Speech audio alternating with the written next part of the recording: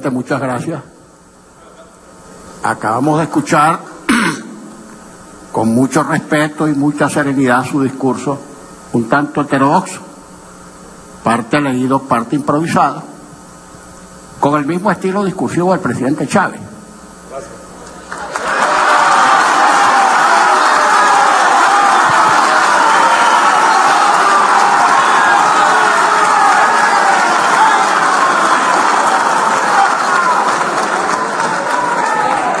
Por supuesto que si, como usted nos prometió, nos envía texto escrito, por supuesto que conjuntamente con lo improvisado lo vamos a evaluar, lo vamos a estudiar, y respecto de él oportunamente la Asamblea Nacional emitirá su opinión política porque, como es bien sabido, no tenemos facultad constitucional para declarar un mensaje presidencial negado. Los votos de censura se emiten respecto de los ministros. Esta sesión, presidente, lo sabemos todos, costó mucho lograrla. Lo que ha debido ser una sesión normal, costó mucho lograrla porque tuvimos muchos tropiezos en el camino después de las elecciones. Finalmente, recursos más, recursos menos, se va a producir un resultado que es invariable, que es claro y que es nítido. A ratos, presidente, cuando oigo los aplausos digo, caramba, pero ¿será que perdimos las elecciones? Por el tronío, por el sonido de los aplausos, pero sin embargo la realidad fue otra. Esta sesión, digo, costó mucho por todas las incidencias que hemos tenido que afrontar desde la proclamación de los diputados hasta hoy. Bien, y usted sabe, presidente, y lo sabemos todos los políticos, que a veces hay que doblarse para no partirse. Pero que nadie se equivoque con que este es ahora un poder constitucional autónomo que va a debatir, va a legislar y va a controlar.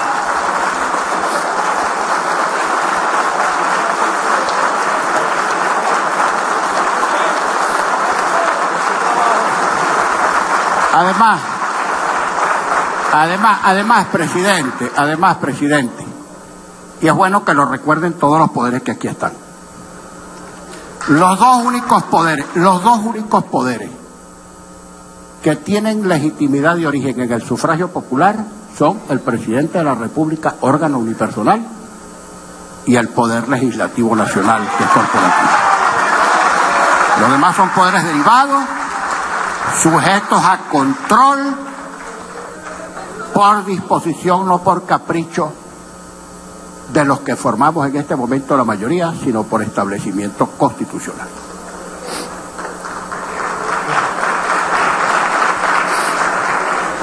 En todo este tiempo, todos hemos acertado y todos nos hemos equivocado, es la verdad. Por cierto, que si nos equivocamos y perseveramos en el error, no me canso de decirlo, la perseverancia en el error tiene una dinámica intrínseca que nos lleva a que los errores sucesivos sean cada vez más grandes. Si en cambio rectificamos o corregimos el error, si enmendamos, tenemos posibilidad de salir a flote. Presidente, tenemos 17 años con este régimen, con este modelo, y por primera vez se llama diálogo. Grave,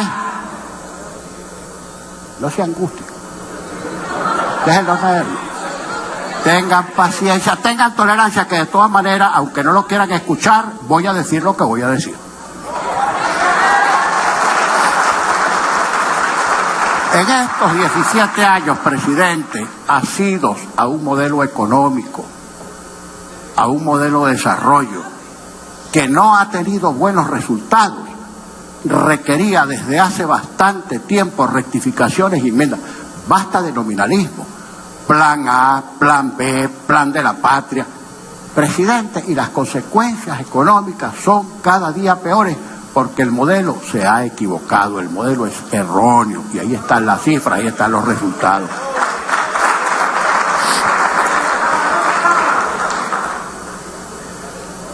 Por cierto, que si hubiera una rectificación y una intención de diálogo sincero, pues claro que estamos dispuestos.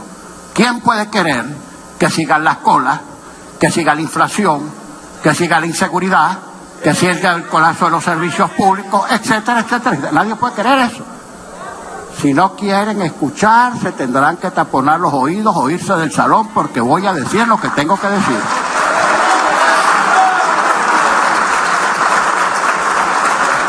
Incluso lo que voy a decir también se lo voy a decir a las Fuerzas Armadas, porque están aquí, porque yo hablo de frente. El supuesto agravio, porque yo ordené, yo no la Cámara, yo ordené retirar de aquí efigies que no son las del Libertador. Ya me voy a explicar. El señor presidente ha tenido la gentileza de darme una iconografía parcial del Libertador. Aquí está el retrato del pintor anónimo de 1826, está el de Roland, está el de Meucci de 1830, está el de José María Espinosa de 1829. Falta el que nosotros ordenamos colgar allí como pendones, que es el de Gil de Castro de 1825, del que dijo el Libertador: guarda respecto de mí la mayor exactitud y semejanza. Bien, pero, por añadidura, la imagen del Libertador que se trató de reconstruir a partir de la exhumación que por acuerdo unánime de la Academia de la Historia se consideró profanación, para de ahí reconstruir una imagen del Libertador con ciertas semejanzas para amulatar el rostro del Libertador. No es para nosotros el rostro del Libertador. Para nosotros el rostro del Libertador no es lo que alguien diga que este es el rostro del Libertador. Para mí y para nosotros el retrato del Libertador es el de Gil de Castro que colgamos ahí. Otra cosa que quiero decir: el abuso no fue colocar aquí imágenes, no fue retirar las imágenes, sino colocarlas. Y les voy a explicar algo. Desde el Congreso Constituyente de 1811 hasta este momento, nadie había colocado aquí una imagen de un presidente vivo ni de un presidente muerto. Ni siquiera José Tadeo Moraga, que fusiló al Congreso el 24 de enero de 1848, se atrevió a poner aquí una imagen de él. Aquí imágenes ni de presidentes vivos ni de presidentes muertos. Imagínense ustedes que cada tendencia política quiera introducir aquí la imagen de su presidente. Los adecos traemos 5 imágenes, los copellanos 2. ¿Qué es eso? Eso no puede ser. Ni la de Nicolás Maduro ni la de Hugo Chávez.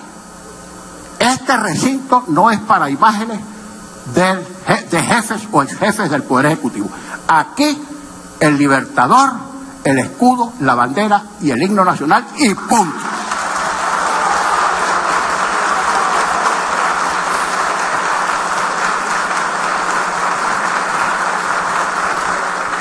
La ley de amnistía, presidente Maduro, la ley de amnistía.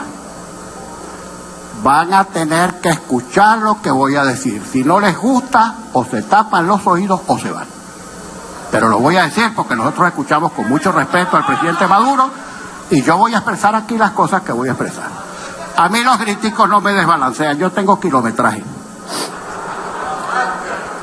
Presidente Maduro, la ley de amnistía, la ley de amnistía.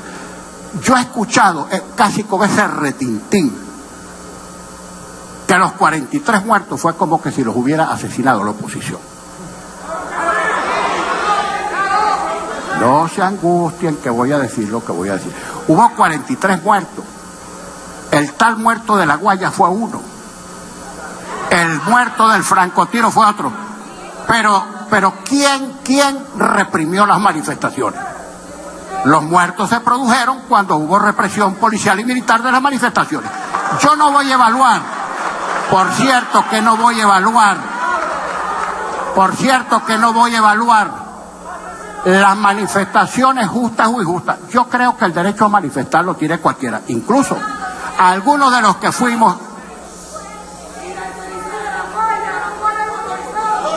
Miren, las barras, guarden silencio, que yo voy a decir lo que tengo que decir. Las manifestaciones como acto de protesta, esté uno o no esté de acuerdo, a veces suelen generar excesos en los manifestantes y en la represión, y eso nadie lo puede negar. Eso nadie lo puede negar. Ahora, hágase una evaluación, un balance de verdad de los 43 muertos en las manifestaciones, a ver quién los mató. Ese balance no se ha hecho. Estoy de acuerdo con que se haga el balance, de verdad. Ahora, uno lo que no puede decir, en este país, mire, presidente, cuando nosotros hablamos de ley de amnistía, no solamente fue un ícono para nosotros en la campaña electoral, la ley de amnistía y reconciliación nacional, que así la llamamos, porque aquí no podemos seguir hasta que no liberemos los presos políticos, que sí los hay, presidente, que sí los hay, y hay exiliados por razones políticas, presidente, que sí los hay.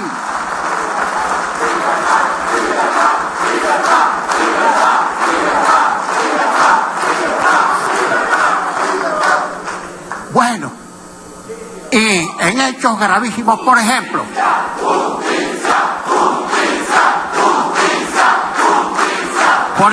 presidente, cuando yo estuve en Miraflores, hablamos con usted y en esa oportunidad de diálogo, ¿qué ocurrió?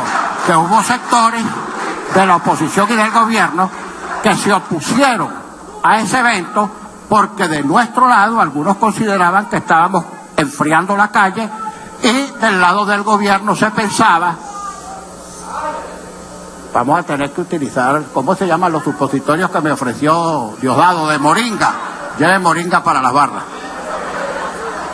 Bueno, entonces algunos consideraron de parte del gobierno que no era posible que el gobierno se sentara a conversar con la oposición, y algunos en la oposición que consideraban que no debíamos ir a Miraflores porque eso enfriaba la calle, y era legítimo el argumento en ambos sentidos, pero al final, lo que no fue diálogo sino debate, nos sirvió para que el país viera que era perfectamente posible que gobierno y oposición intercambiaran puntos de vista sobre algunos problemas de la vida nacional. Y eso fue positivo. Lo que pasa es que esa reunión no tuvo resultado porque no produjo ningún efecto. Incluso yo recuerdo, presidente, que le dije a usted, al cerrar el acto, presidente, esta instancia se salva si usted toma decisiones porque usted es el jefe del Estado, porque usted es el jefe del gobierno, y si usted no toma decisiones, pues esta instancia se muere como efectivamente se murió. Por eso es que yo ahora, si usted propone diálogo, estoy completamente de acuerdo, pero que sea un diálogo con resultados, con medidas concretas, y que cuando ofrezcamos la paz, no sea la paz romana, la paz de los sepulcros, la paz de los cementerios, que sea y ni siquiera la paz que los que estamos hoy en plan de victorioso le impongamos a los que perdieron las elecciones. No, la paz de los iguales. La paz para hoy, la paz para mañana.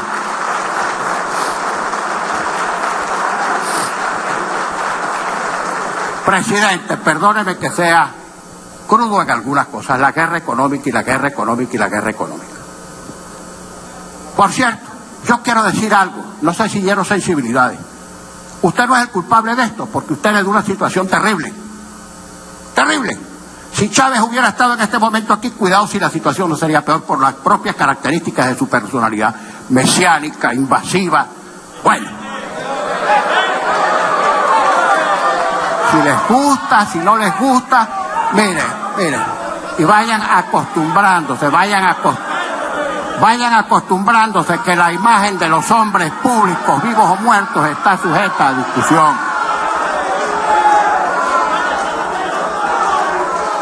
Bueno, usted heredó una situación, la cola al final de un proceso muy complejo, pero se dice fácil, hay que ver lo que es haber dispuesto, no usted, por cierto, porque usted le tocó la botija vacía, hay que ver lo que es haber dispuesto la bicoca de 1.500.000 millones de dólares más toda la renta interna.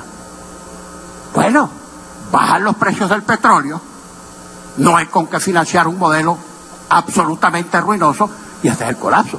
Un país que tiene que importar el 70% de todo lo que consume, trátese de comida, bienes de capital, repuestos, químicos, insumos, bajan los precios del petróleo, no hay con qué importar, y ese es el colapso de la economía. Ese es el colapso de la economía. ¿Que cuánto vale el dólar? El precio del dólar en un mercado escaso, no lo fija una página, el precio del dólar lo fija el mercado. Si alguien necesita dólares para importar y accede al mercado y no los consigue porque el gobierno, que es el que suministra la mayor parte de las divisas, no los provee, el que los necesita recurre al que los vende. ¿Y cuánto vale? Lo que esté dispuesto a pagar el que los necesita y lo que esté dispuesto a cobrar el que lo vende. Así de sencillo. Si estamos importando, presidente, el 70% y el Estado no suministra las divisas, o porque se despilfarraron, o porque se las robaron, o porque las mal administraron, las divisas las manejó el Estado venezolano. Ahora, si hubo complicidad del sector público y sector privado para evaporar las divisas, eso es otro cantar. Pero eso hay que examinarlo. Y eso hay que examinarlo y a fondo. Bien. Entonces, cuentas claras y chocolate espeso, la guerra económica, el enemigo anterior, el enemigo interior y el enemigo exterior. El enemigo anterior, la cuarta. El enemigo interior, la derecha, la oligarquía, etcétera. El enemigo exterior, el imperialismo. Vamos a poner los pies sobre la tierra y vamos a tratar de resolver todo este tremendo problema que se haya metido al país.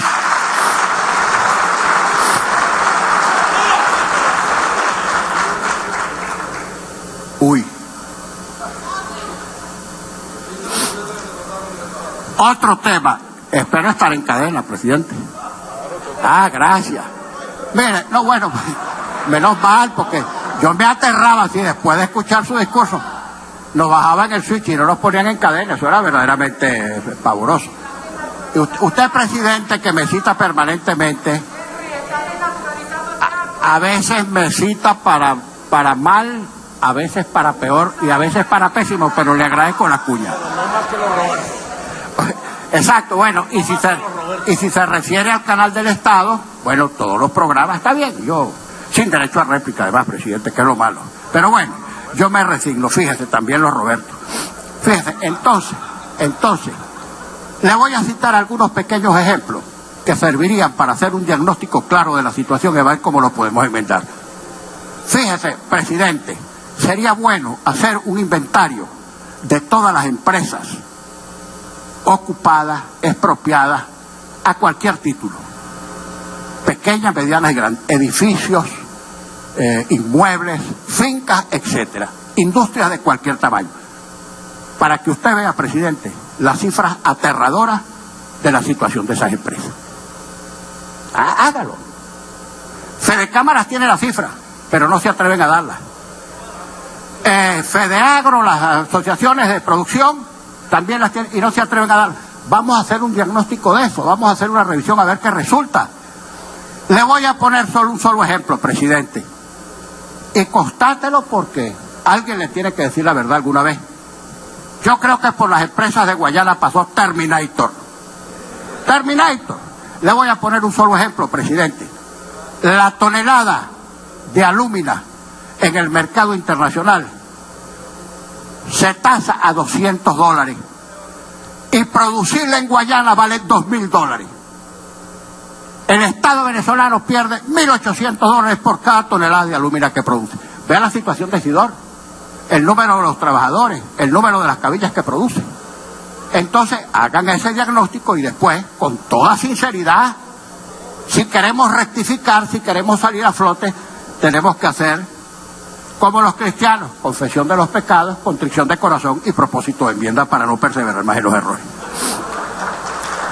Mire, presidente, voy al tema de la gran misión. Mire, el tema de la gran misión Vivienda Venezuela. Ocurre que el gobierno del presidente Chávez tuvo un rezago en la construcción de viviendas de muchos años y cuando él advirtió el rezago, arrancó con la gran misión Vivienda Venezuela. ¿Y quién va a negar que han construido viviendas? Muchas viviendas. Ahora, caramba, pero qué angustia. Qué angustia, no la mía, la de los que no quieren oír lo que uno está diciendo. Fíjense, es muy buena la gran misión Vivienda Venezuela y el proyecto que dice, muy bueno.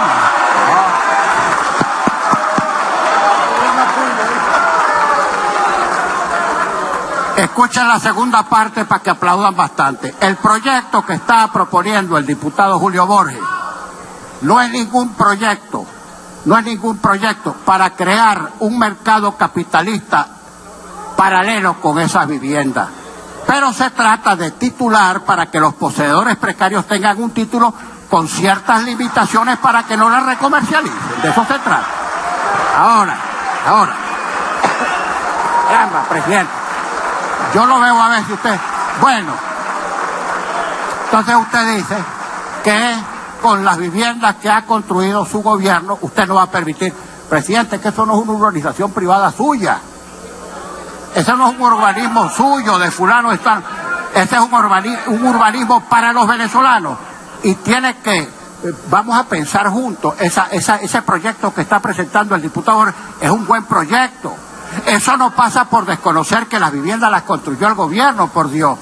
Se trata de reconocer que las viviendas que construyó el gobierno pueden titularse para mejorar la condición de los que han sido beneficiarios de esas viviendas.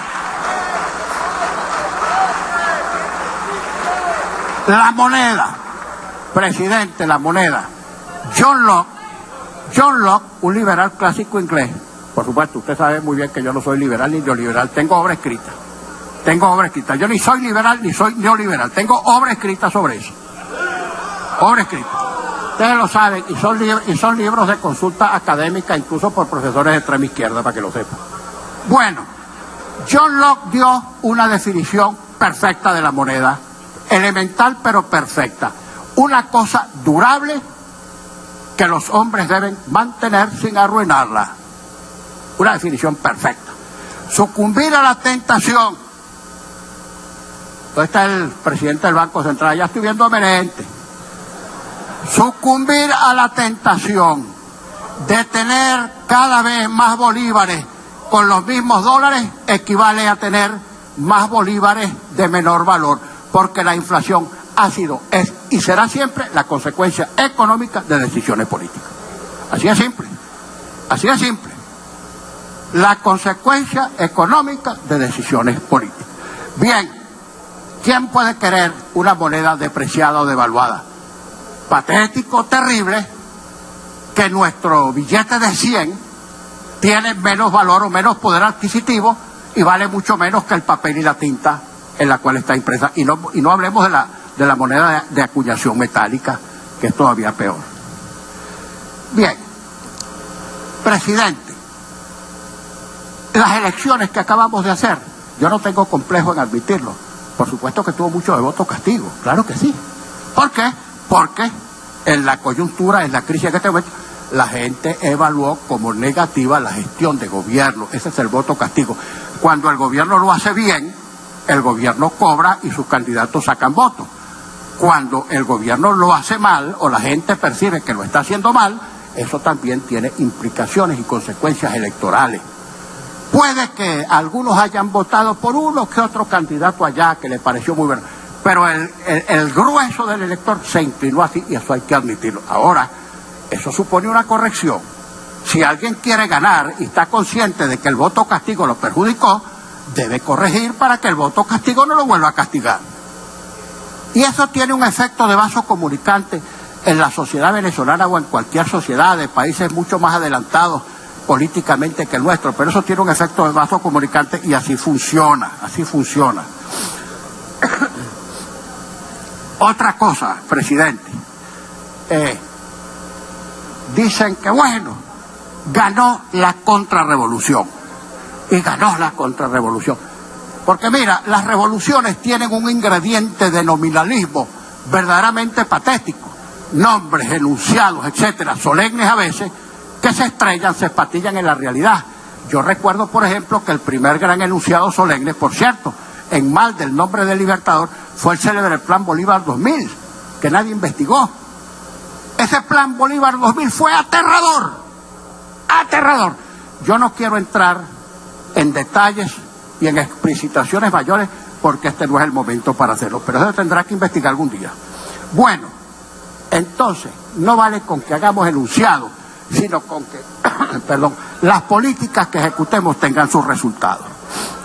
El voto castigo, claro que funciona, y qué temor tan grande, ¿vale? ¿Ah? No te asustes. que entre todas las cosas he sido venial con el presidente, no lo he maltratado. El diálogo. Bienvenido el diálogo, pero tiene que ser permanente. Aquí el diálogo aquí es noticia por lo excepcional. Es noticia porque es excepcional. Yo le aseguro a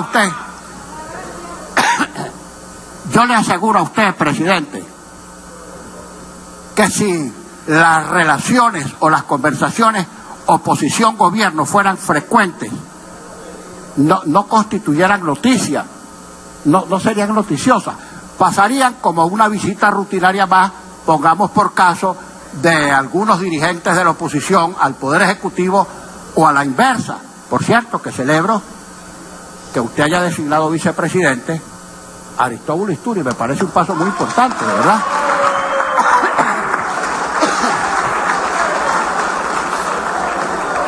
Bueno, mira, y de cierre,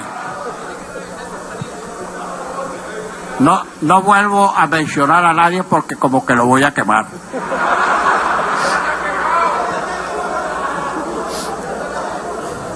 Fíjense, otra cosa muy importante, usted nos ha traído hoy el decreto de emergencia económica. Hay dos interpretaciones, hay una según la cual restrictiva, según la cual hay que hacer una sesión en 48 horas y despachar el asunto en 48 horas. Otros dicen que son 8 días. 8 días.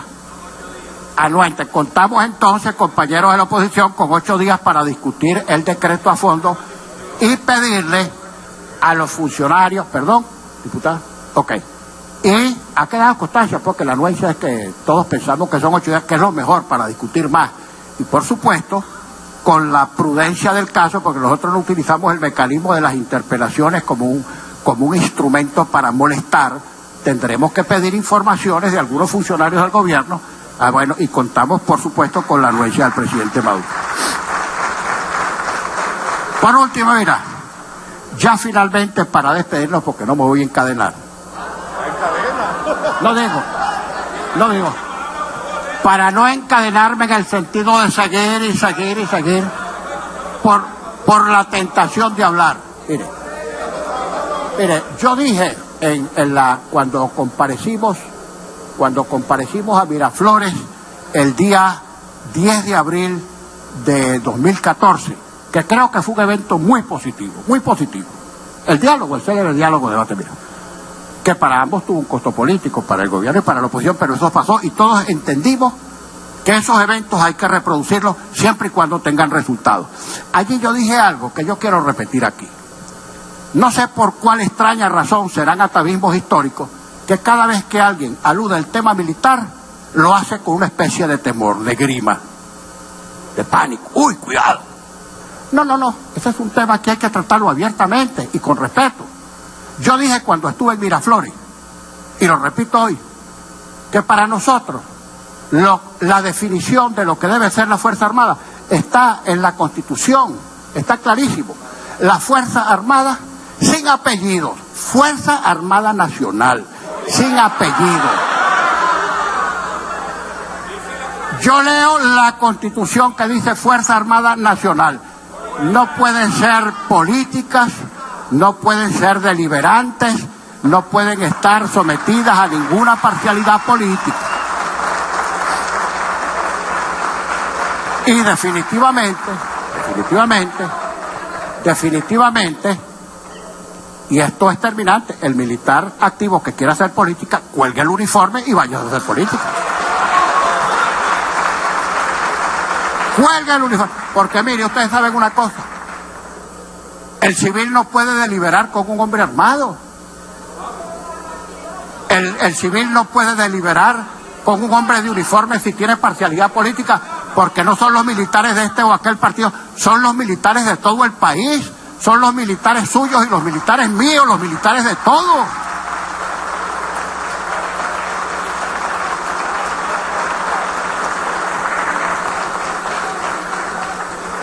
Lo que estoy diciendo, aunque a algunos oídos desentone, señor general.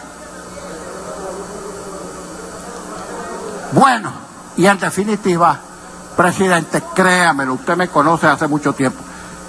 En los sucesos, cuando le dieron el golpe de Estado al presidente Chávez, en la antesala, ojo, hubo vacío y hubo golpe, y lo dije en Miraflores, yo no tengo complejo.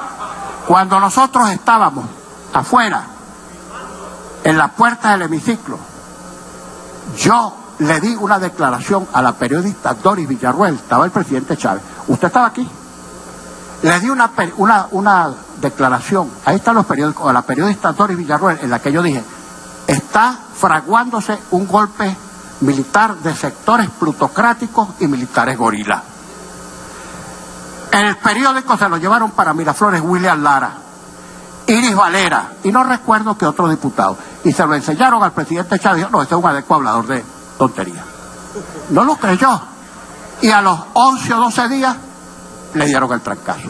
Su alto mando militar de él, su alto mando militar que él había nombrado.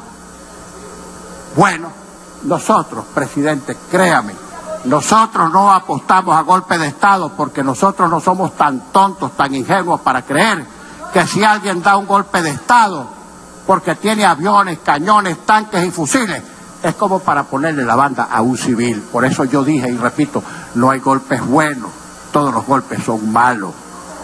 No debemos apostar sino a soluciones civiles. No alentemos demonios, no alentemos espíritus recónditos, que de repente y tal salta la liebre. Tenemos un atavismo, terribles historias en América Latina y en Venezuela de la participación de los militares en política. Los militares no pueden participar en actividades políticas. Bueno, y esto no lo digo yo para que guste, es la verdad, es lo que pensamos nosotros, pues, y tenemos que expresarlo. Por último, presidente, fíjese, ya despejado lo de las 48 horas, etcétera, cuente usted, presidente, con que si usted aquí busca diálogo, aquí tendrá diálogo. No le quepa la menor duda. Si usted quiere aquí discutir, ojo, esto no quiere decir que nadie tenga que ceder en sus posiciones ideológicas. Usted tendrá la suya, nosotros tenemos la nuestra. Si podemos conseguir puntos de coincidencia para resolver esta crisis que es terrible, es terrible. Es una crisis de cotidianidad, presidente, es una crisis que se está agravando todos los días y que a todos nos afecta.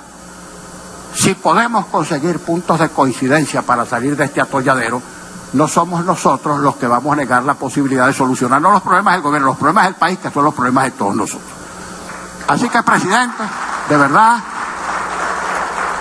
le agradezco mucho su comparecencia, incluso su discurso me dio chance para yo también hacer mis improvisaciones, y bueno, y ya, no quieren escuchar, no quieren escuchar, pero bueno, no importa. No. Está bueno, bastante angustia se llevan esta noche. Diosdado ha de repartirles dosis súper abundantes de moringa. Bueno, cumplido el objeto de la sesión, señor presidente, le agradecemos su comparecencia. Vamos a estudiar con mucho detenimiento el decreto de emergencia económica, con la mejor disposición. Bueno, y antes de declarar cerrada la sesión, le solicito a la comisión designada que acompañe al ciudadano presidente constitucional, Nicolás Maduro Moro, de su salida del hemiciclo hasta el salón contiguo. Muchas gracias.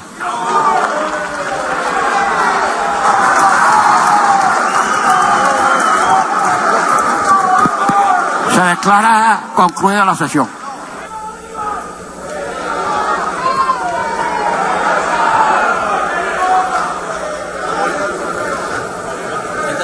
Y bien, de esta forma termina esta transmisión en vivo y en directo en cadena nacional de radio y televisión de lo que ha sido sin lugar a dudas una singular sesión en la cual el presidente Nicolás Maduro ha ofrecido su discurso anual y en la cual tanto el presidente del Poder Ejecutivo como el presidente del Poder Legislativo han ofrecido sus visiones, sin lugar a dudas contrapuestas, sobre lo que es la situación actual que se vive en nuestro país y de las posibles salidas.